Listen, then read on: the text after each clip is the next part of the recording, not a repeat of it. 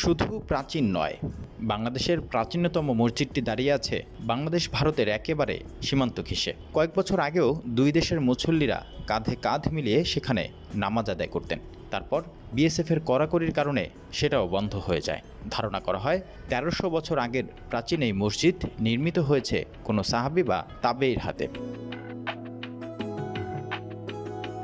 ভারতের কুচবিহারের শীতলকুচি এবং বাংলাদেশের লালমনিরহাটের হাতিয়াবান্ধা উপজেলার বড়খাতা ইউনিয়নের দোতলাপাড়া সীমান্তে অপরূপ সৌন্দর্য নিয়ে দাঁড়িয়ে থাকা এই মসজিদের নাম কেরামতিয়া বড় মসজিদ। স্থানীয়রা ডাকেন ভাঙা মসজিদ নামে। প্রাচীনতম যে মসজিদটি ছিল সেটাকে আমূল সংস্কার করে দেয়া হয়েছে আধুনিক রূপ।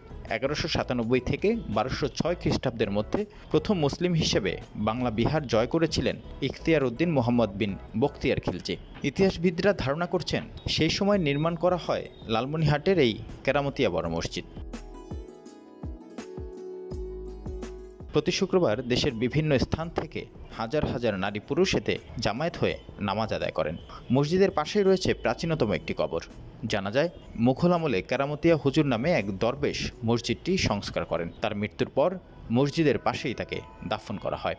১৯৯৭ সালে দেশভাগের পর মসজিদ ও মাজারটি পড়ে যায় দুই দেশের সীমান্তের জিরো পয়েন্টে। এ নিয়ে বিএসএফ ও বিডিআরের মধ্যে একাধিকবার বৈঠকও হয়েছে।